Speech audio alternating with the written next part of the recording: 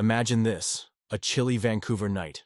Rogers Arena's iconic blue seats filled with electric anticipation, while fans chatter more about the team's future ownership than the puck drop. That's right, the buzz around the Vancouver Canucks isn't just about the next game or a fresh draft pick. No, there's an even bigger, sizzling question lighting up sports radio shows and dinner tables across British Columbia. Are the Canucks quietly up for sale? Welcome to our exclusive report, where we'll unravel the rumors, dissect insider opinions, and reveal why this story refuses to go away. If you're a Canucks fan or just love NHL drama, you'll want to stick around to the end. Let's set the record straight.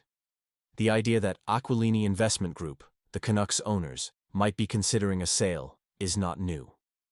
In fact, every few years whispers seem to surface, only for official spokespeople to bat them away like a puck in overtime. This past week, those whispers turned into a roar, thanks in large part to former NHL player and league insider Nick Kypreos, who reignited speculation with some pointed commentary in the Toronto Star. Kypreos posed the question, could Luigi Aquilini, patriarch of the Aquilini family and head of their business empire, be growing weary of the endless Canucks drama? And could he, perhaps along with sons Paolo and Roberto, want out? For many, this was more than idle chatter, a signal that there might be real substance beneath the smoke.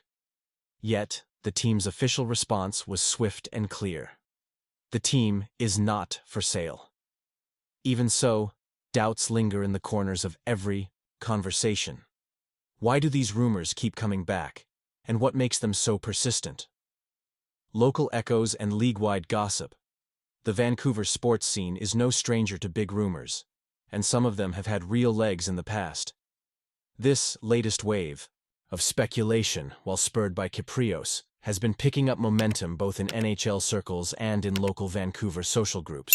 Multiple league sources have quietly admitted they've heard similar whispers, though whether this is direct knowledge or just the echo of the same rumor mill is tough to say. Just a few weeks back, Brian Burke, the respected former Canucks GM, stirred the pot during an interview with Jeff Merrick. Burke mentioned he'd heard whispers about teams being sold.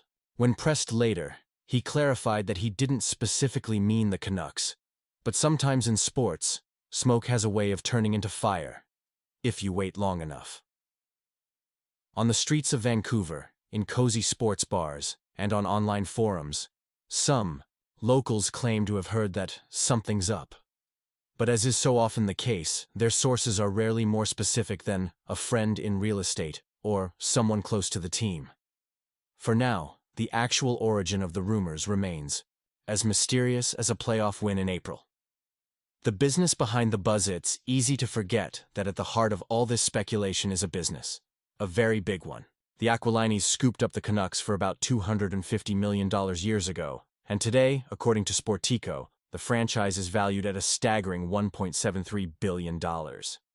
That's not just a tidy profit, it's a testament to the NHL's explosive growth and Vancouver's passionate fan base.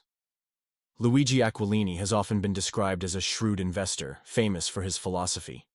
There's no money in the sell, only in the buy.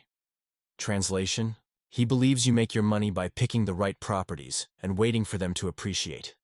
That outlook might explain why the Canucks have stayed in his portfolio for so long, even when fans have begged for deeper investments or a change in direction. But things change. The property development business, which underpins the Aquilinis' wealth, is experiencing a cash crunch. Pre-sales, vital for securing bank financing, are reportedly way down. In such a scenario, divesting a billion-dollar asset like the Canucks could solve a lot of liquidity headaches. Yet, industry insiders quietly point out the Aquilinis own plenty of other assets: downtown hotels, restaurant franchises, even Pizza Hut locations. If money's the issue, they could theoretically sell off some of those before parting with their NHL crown jewel. The building versus the team? Here's where it gets even more interesting. The recurring caveat in every sale rumor isn't just about the team. Insiders familiar with previous unofficial inquiries say the Aquilinis have always signaled, "We'd consider selling the team, but not the building." That matters a lot. Rogers Arena is not just home ice for the Canucks. It's a valuable real estate property and a major piece of the business puzzle. Potential buyers would likely only be interested if both the team and the arena are part of the deal. Separating the two would complicate matters enormously. So, even if the ownership is getting calls, not a total denial, but a not right now, the specifics of what's actually for sale muddy the waters even further. Why the silence only fuels the fire, despite official denials, the rumor mill keeps grinding. That's partly because the Aquilinis haven't taken the bold step of issuing a definitive public statement to shut it all down. In the absence of unambiguous clarity, fans and insiders alike are left to connect the dots themselves, sometimes seeing patterns where none exist. This silence isn't unusual in the high-stakes world of sports business. Owners rarely show their cards, and rumors about team sales can persist for years before the truth is revealed, if it ever is. The reality for now?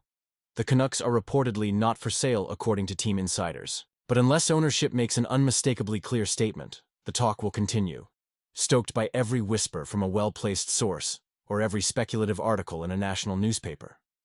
So where does all this leave us, the fans, and those who live and breathe every Canucks development? Are the Canucks really on the market, or is this just another twist in the relentless drama of Vancouver hockey? For now, the answer is a resounding no. But in sports, fortunes can change overnight. Whether it's gossip, educated guesses, or the occasional inside scoop, the Canucks ownership saga will keep the city talking for months to come. Now, we want to hear from you. What's your take on these rumors? Would you welcome new ownership, or do you believe the Aquilinis are here to stay? Smash that like button if you enjoyed this deep dive, and drop your hottest take, or even your wildest theory, in the comments below. Until next time, stay passionate, stay informed, and go Canucks go.